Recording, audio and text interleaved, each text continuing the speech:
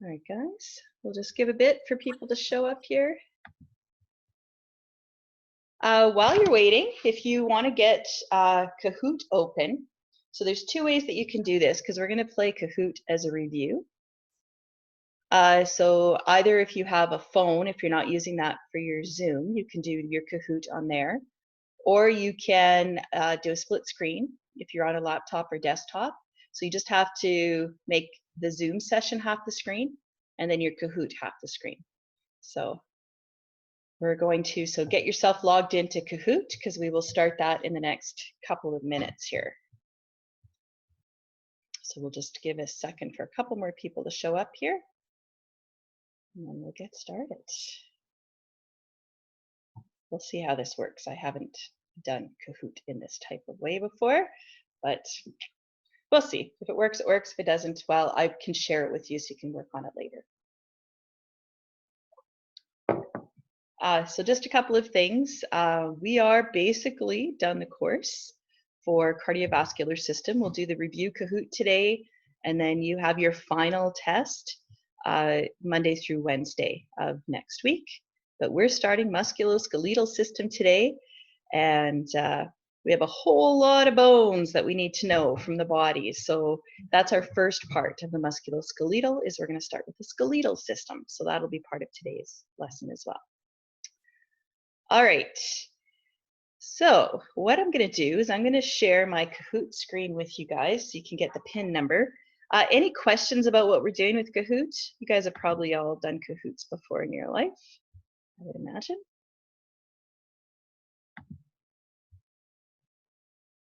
All right, so let me share what I've got here.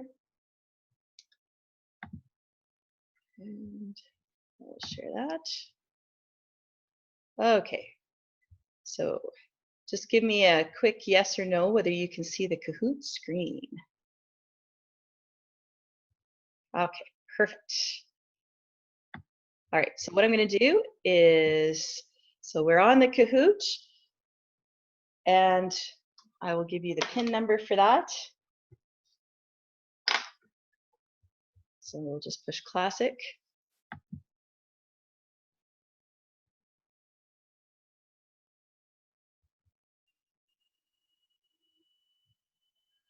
All right, so there is our pin number.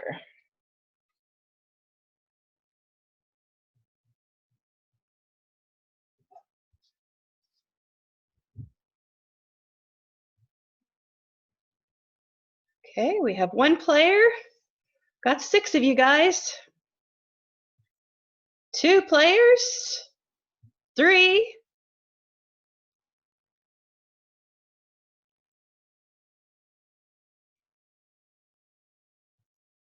We'll see if we get any more. 4.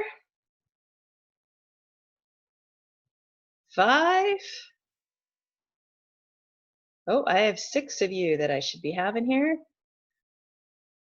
One more, maybe. We'll give another 30 seconds here. Okay.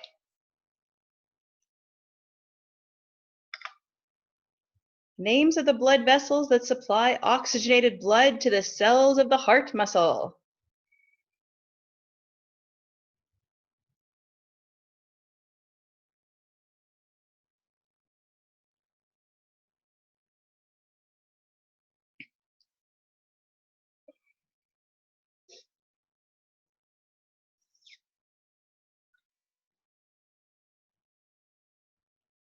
Okay, so we had a couple people that said coronary veins. So supplying blood, that is our coronary arteries. Okay, next.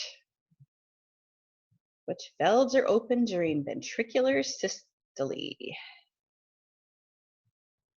If you're joining us late, the pin number is on the bottom of the screen, so you just have to do your Kahoot that way. So feel free to join us right now.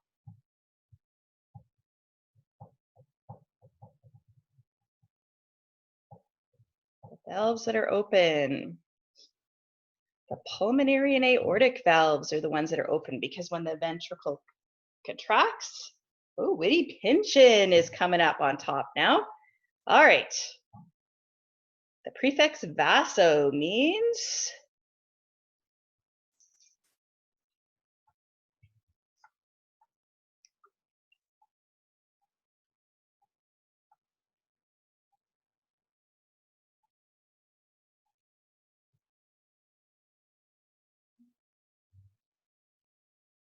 And we have vessel, 100%. Fantastic, you guys.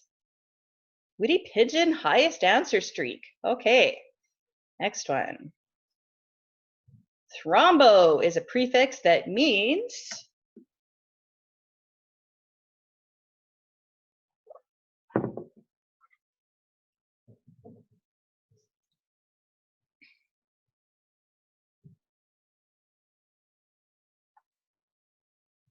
Clot. Thrombo means clot.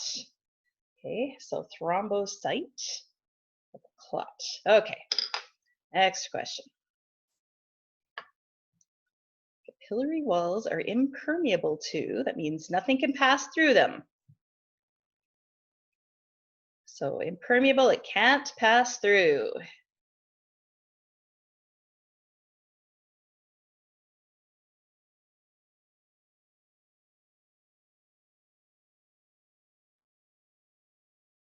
Plasma proteins are the only thing that can't make its way through. Dissolved gases have to, because that's our oxygen and carbon dioxide, right? Okay, next question. The reason individuals with blood type O are considered universal donors is because blood plasma doesn't have anti-A or anti-B. Blood plasma has anti-A, anti-B. Blood cells have A and B antigens. Blood cells do not have A and B antigens. What's the reason why they're universal donors?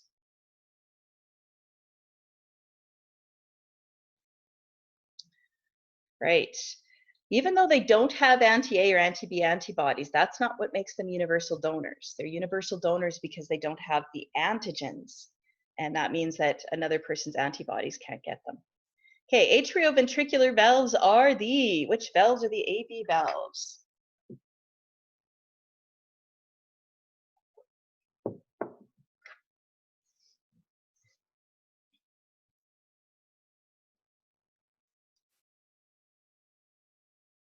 Four answers.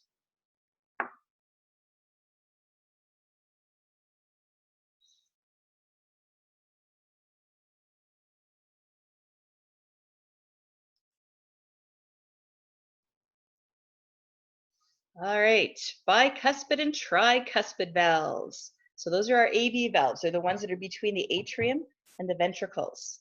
Okay, Mighty Chicken. All right, guys, you got to try to take down Mighty Chicken. The movement of blood through the veins is done through these. So how does blood move through the veins? Which one of these is the right answer?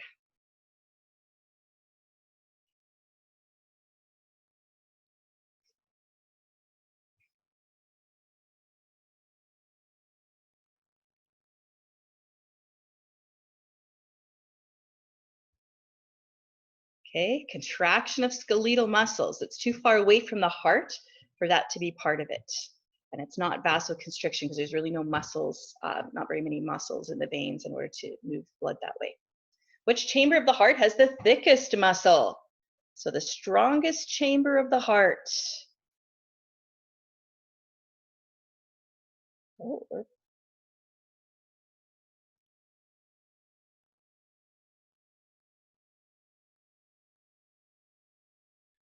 left ventricle, because that's the one that pumps to the aorta, which has to go to all of the body. So the left ventricle. Okay, next question. When blood exits the right ventricle, it must go through which valve? Ooh, tough one. Which valve?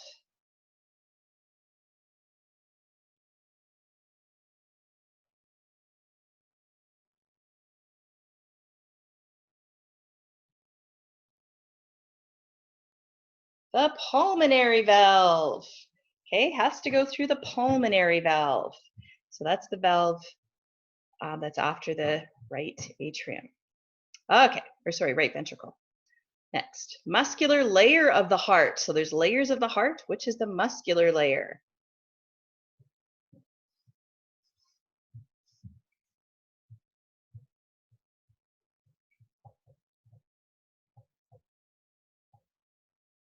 Myocardium. Myo actually means muscle. So if you can remember myo is muscle, then that can help you with that.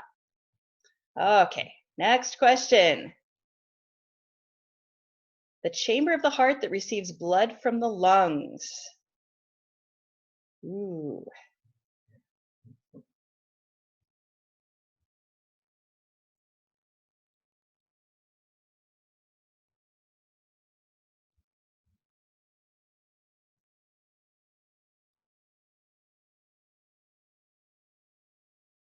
All right, the left atrium gets the oxygenated blood from the lungs, brought to them by the pulmonary vein. Almighty chickens just kicking butt here. Okay, as a person ages, their stroke volume blank and the elasticity of their blood vessels blank.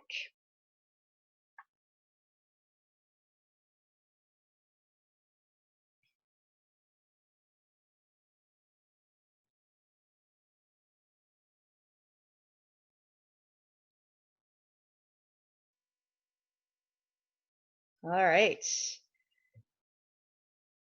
The stroke volume decreases because their heart's not as strong and their elasticity decreases, right? Less elastic. When exposed to anti-B antibodies, the blood types that will agglutinate, that's a fancy word for clump. Anti-B antibodies, which will agglutinate.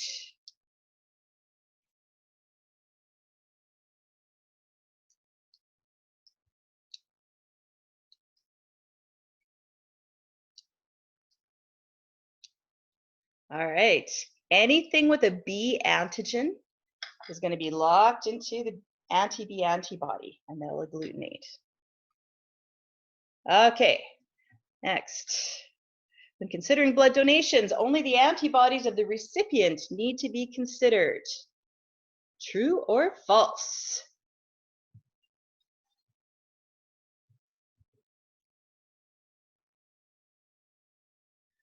That is true. Only the antibodies of the recipient matter.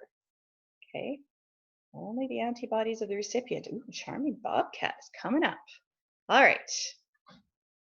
Oxygen is released to the blood body tissues through what type of blood vessel? Ooh.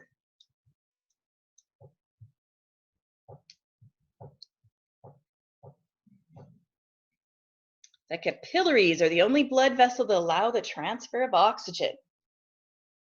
Okay. All right, Blue Rhino, you're just 5,000 behind Mighty Chicken. Contraction of the heart is also known as.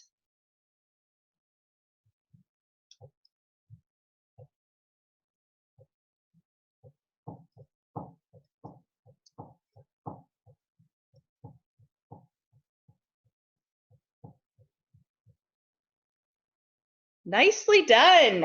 7 out of 7. Systole. Good job, you guys. Okay, next question. The right side of the heart pumps blood into the. Which circuit does the right side of the heart pump blood into the? Systemic, pulmonary, or coronary? Pulmonary. The right side of the heart pumps the blood to the lungs. Okay. Blue Rhino, highest streak. What type of blood vessel has valves and is under lower pressure?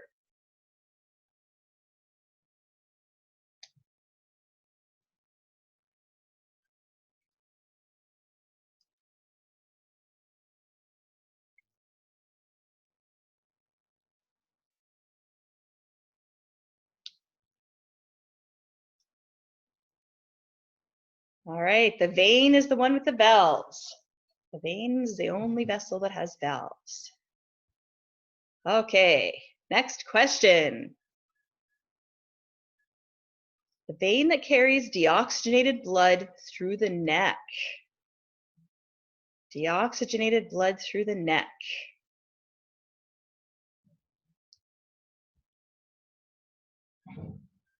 So right through here.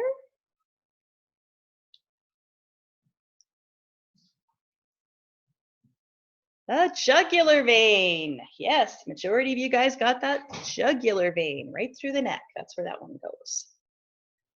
Okay. Next we have an abnormally low heart rate is called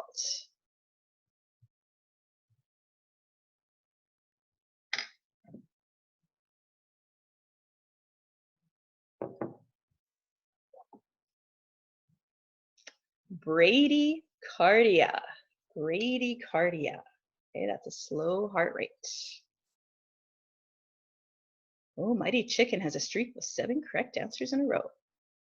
All right, blood pressure at the arterial end of the capillary is less than the venous end or greater than the venous end?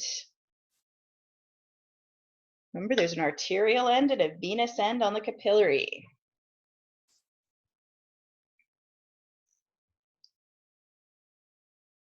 Nicely done. The arterial end, or greater, sorry.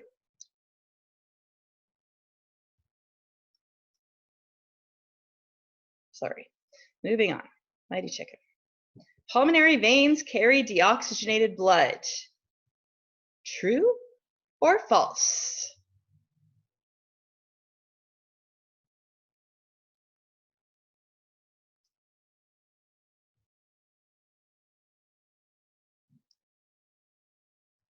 Pulmonary veins carry oxygenated blood because they're carrying blood from the lungs to the heart.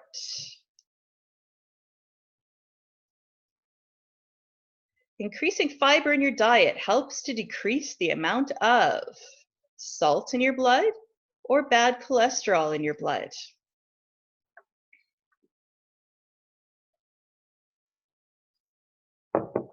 Nice, 7 out of 7. Good job, you guys.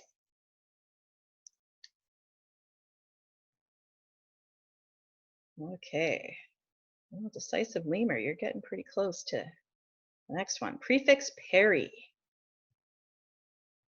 Peri, above, below, around, next to.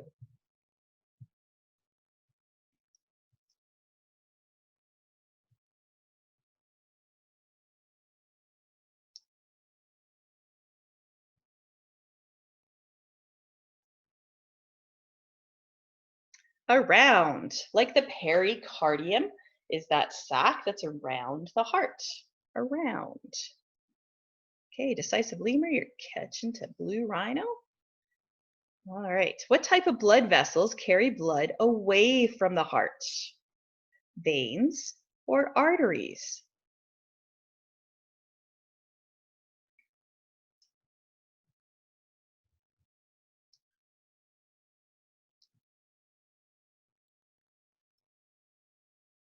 Arteries. A is for away. Arteries carry blood away from the heart. All right. Next we have major constituent of blood plasma. So majority of the blood plasma is this.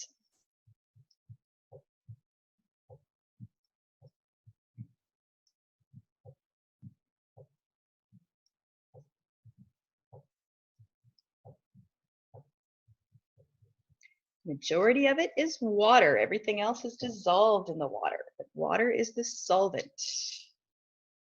Ooh, Mighty Chicken's taking like a 7,000 lead. Jim has blood type AB. The types of antibodies in his blood plasma are anti-A and anti-B, anti-B, anti-A, or neither anti-A nor anti-B.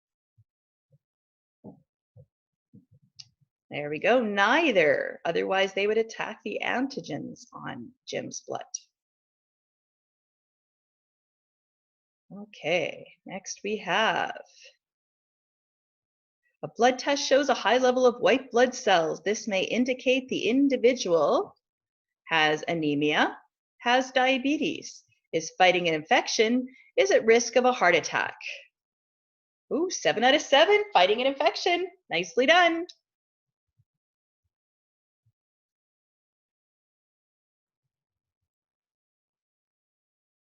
Okay, next one. The large blood vessel that returns blood to the right atrium is called the vena cava, aorta, pulmonary artery, pulmonary vein.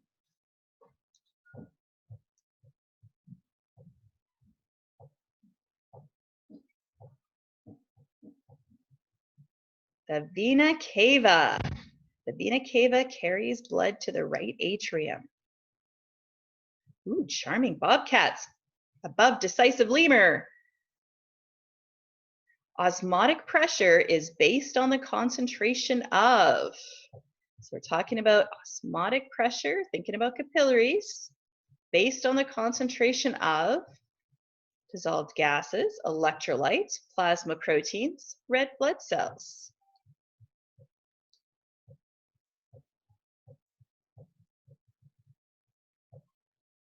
Ooh, plasma proteins. Osmotic pressure rarely changes because the concentration of plasma proteins rarely changes. Okay, next question. The main function of leukocytes is to regulate temperature, clot blood, transport oxygen, or fight infection.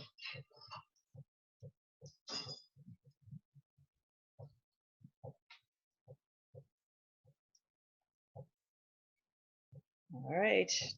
Ooh, 6 out of 7 of you. Awesome. Leukocytes is just a fancy word for white blood cells. Next we have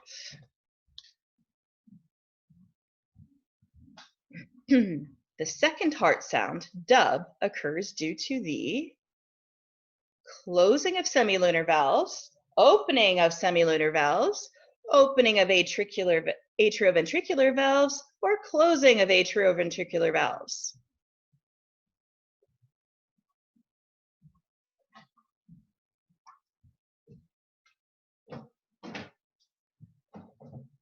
Ooh, the closing of the semilunar valves. That's the second sound. That's the second set of valves that the blood travels through in the heart. All right, next we have the area of the heart that divides the right and left ventricles is called the,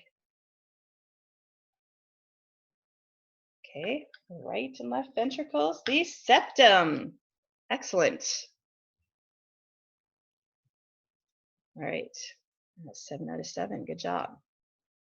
Blue rhino, streak of 12. Peripheral resistance increases when blood is less viscous, blood vessels are less elastic, vasodilation occurs, the blood volume is decreased.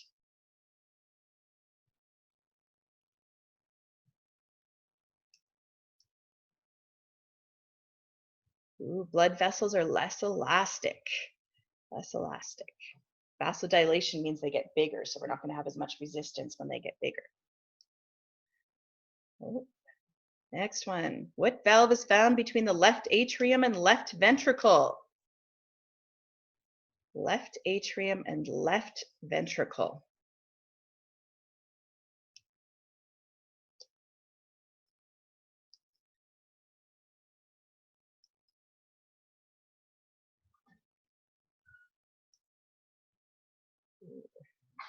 The bicuspid valve, left atrium and left ventricle, bicuspid, which is one of the atrioventricular valves.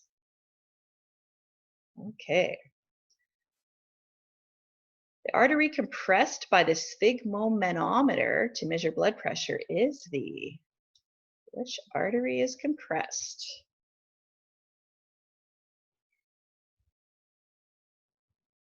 The brachial artery. Nice. Okay, brachial artery, that's the artery that's in the upper arm. Okay, oxygenated blood is transported from the lungs to the heart through the vena cava, pulmonary artery, aorta, pulmonary vein.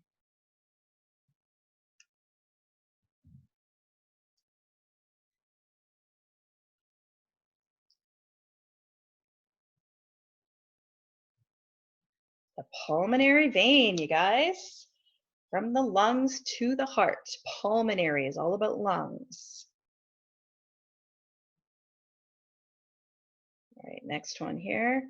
The major blood vessel that carries oxygenated blood through the upper leg.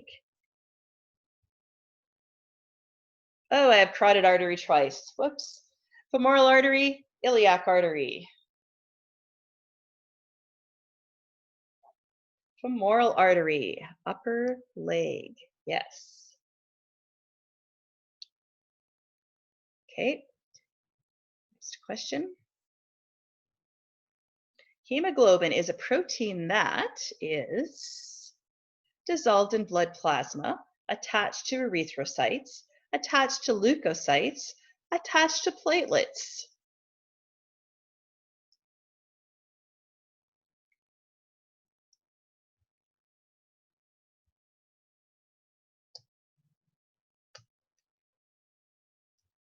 Ooh, it's attached to erythrocytes. It's attached to the red blood cells. So it doesn't float all by itself in the plasma. All right, guys, last question. Compared to a couch potato, an athlete has a blank stroke volume and a blank heart rate when compared to a couch potato.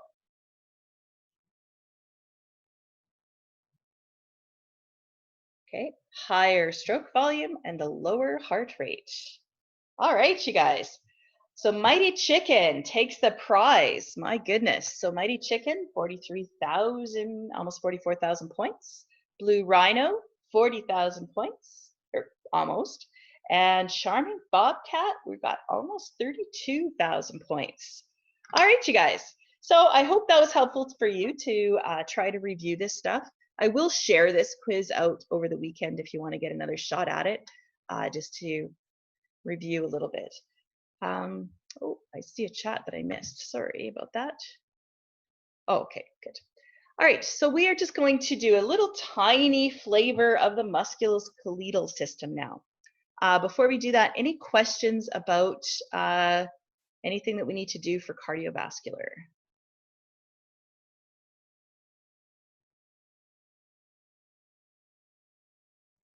Okay, I'm not seeing any questions. So we're going to talk just briefly. So we'll spend the last 17 minutes or so of our time talking about musculoskeletal. So I'm going to just do a new share here. There we are. And just go here. Slideshow, concurrent select. All right. Okay, are you guys able to see the slideshow? Just give me a yes or a no if you can see that. Okay, perfect. All right, so we're going to talk about the skeletal system. So the first thing we're going to do is do the anatomy of the skeletal system, and then we'll talk more about the physiology of the skeletal system. Okay, so let's start with this. First of all, like all the rest of the stuff we do, we have to talk about common terms. So if we look at our prefixes here, we have os or osseo or osteo, and all of those things mean bone. Okay, so if we talk about someone who's got osteoporosis, they're getting holes or spaces or gaps or pores in their bone. Okay, costo, anytime we see that word costo, usually that's referring to ribs. So costochondritis is a condition where we have some inflammation between our ribs, and that can cause some pain when we're breathing. Ortho means to straight or straighten. So orthotics, we're using to try to fix our feet. Orthodontics is our braces. We're trying to straighten our teeth. An orthopedic surgeon is someone who deals with bones and fixing bones, right? So ortho is usually straight. Okay. Thorax or thoraco is chest. So thoracic cavity is our chest cavity. Okay. Cranio is not bent. Why do I have that there? That is wrong. Let's go back. Didn't fix that one. I will do that later. Cranio. Cranio is like our skull. So let's just fix that on there.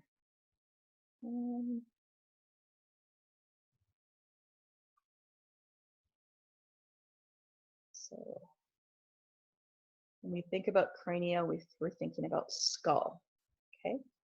So our cranium, those are the bones here in this part that are kind of going over our brain. Okay. Clasped. Clasped is broken. Okay, so an osteoclast is a cell that is going to break bone down. So our bone's always breaking down and building out, and we'll talk about that later, but an osteoclast is working with the breaking down of the bone. And then clav is bar. So clav, our clavicle is our collarbone, which is right here, and that's kind of shaped like a bar. Okay. All right, so those are the words for our skeletal system. There are 206 bones in our body. Now there's more bones in a small infant because some of their bones haven't fused yet, but in an adult body there's 206. We are not going to name all 206 bones, but we are going to learn the names of a lot of them. Okay? So our skeletal system is divided into two parts. It's divided into the axial skeleton and the appendicular skeleton. So the axial skeleton is our head and our trunk. Okay, so just looking at what bones are in our torso and what bones are in our head. Okay, and there's 80 bones there. Our appendicular skeleton, that's our limbs, so our arms, legs, hands, feet, our shoulders, and our hips. Okay, that's part of our appendicular skeleton, and there's 126 bones. Again, we're not going to name all of them, but we will learn the names of some of them.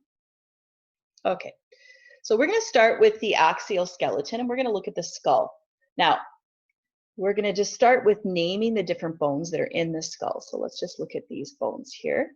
So we'll start with this one here that is in the front. Okay, so looking over here, so the one that's colored in yellow, there's actually two of them. So our bones are kind of divided this way, and we have two plates. Okay, they're fused together, so it's one solid piece now, but they were separate at one point. And these are called our frontal bones, which makes sense because they're the front of our head. Okay.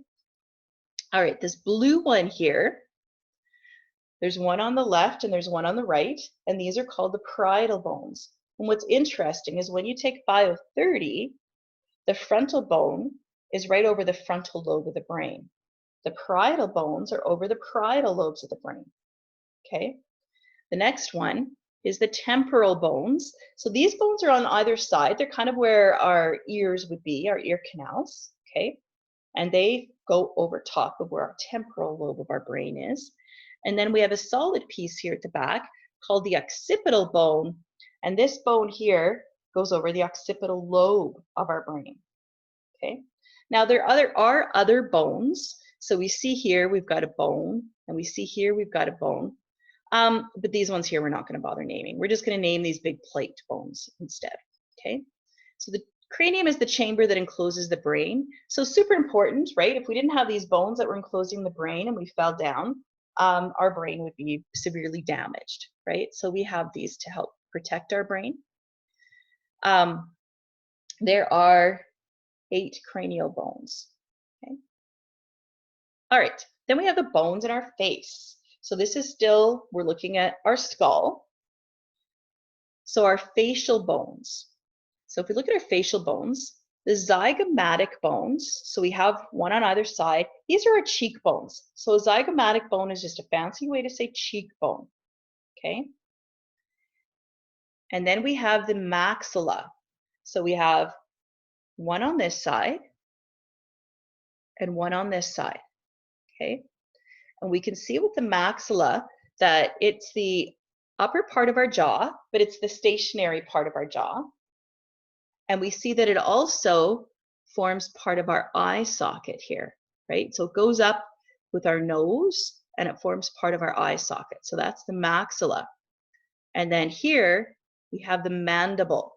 So the mandible is that moving part that we move when we chew and we talk. So that's our mandible. Now there are some other bones here, but we're not going to name those. So facial bones help to determine the shape of the face. Sometimes they'll do, if they find bones and they're not sure, they're trying to make an identification as far as who the individual is. They can, there's actually people who study this, and they'll use the shape of they'll use the bones to determine what the face shape looks like. There's 14 different facial bones. So they're typically attachment from muscles. So we have our jaw movement, that's a muscle, and our facial expressions, those are muscles there that are allowing us to do that. Okay? All right, so those are the bones of the skull that you need to know. So there's 4 bones in the cranium that I want you to know, and then 3 facial bones I want you to know. Okay? All right. So the maxilla, the upper part of the palate, so the palate is like the roof of your mouth, part of our nasal cavity and our upper jawbone.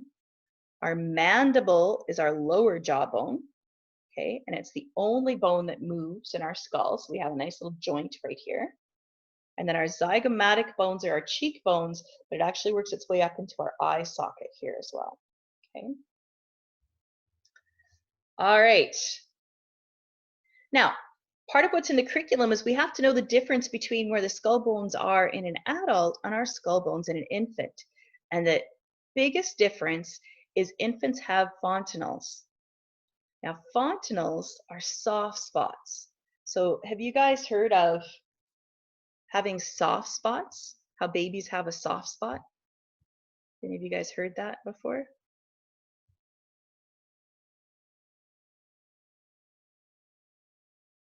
When they're born, they have certain parts of their head that are really sensitive. Okay, so basically what this means when we talk about this soft spot is that we have these plates, we have these, our frontal lobe and our parietal lobe and whatever, we have those. In us, they're fused together, but in a baby, they're not. So there's gaps between the bone. And those gaps are just covered over with membrane. That's it. So if you pushed really hard in the gap, you'd actually poke brain, which is really bad because that could cause a huge amount of damage, okay? So if we look here, what we can see is we can see that there's a gap here, a gap here, a gap here. Now the one that's most prominent is what we see right here.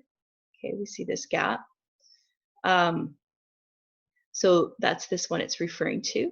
And then there's one in the back. Now there's quite a few, but this one in the back takes about 2 months. So it doesn't fuse together until baby's about 2 months old.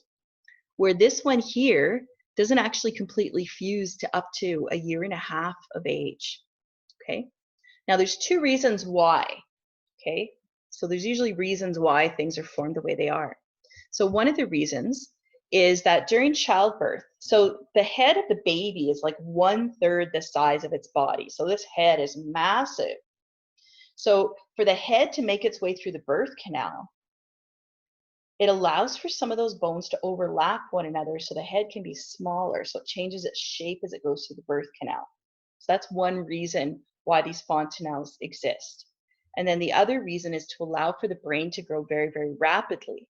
So the brain grows quite rapidly, okay? So those are the fontanelles. So that's the big difference between an adult brain and the brain of an infant. Okay, the other part of the axial skeleton is the vertebral column. So if we look here, right, this is our vertebrae.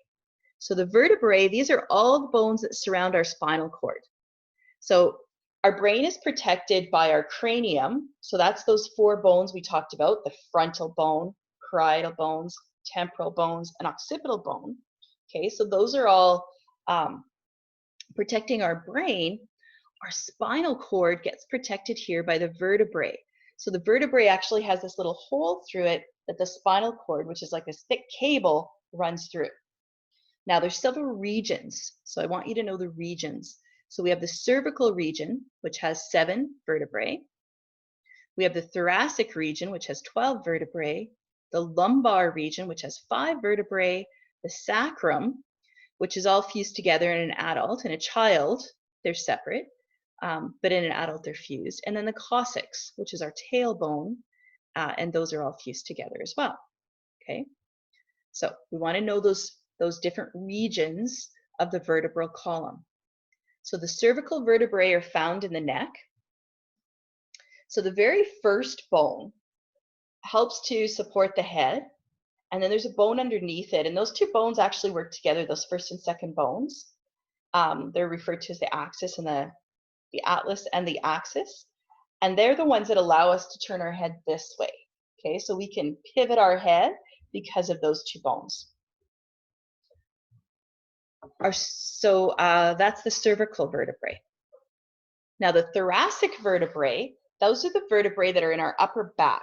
Okay, so where our neck ends, okay, and then our upper part of our back. Our lumbar vertebrae are our lower back. So we can see that the bones get a little thicker here because they have to support more weight. The sacrum is a single bone in adults, and then the coccyx is our tailbone. Okay. All right. And then we have our thorax. Okay, so this is now the torso part. So we have, when we think about the axial skeleton, we're looking at what's happening with our skull, we're looking at what's happening with our vertebral column, and we're looking what's happening with our thorax. Okay, so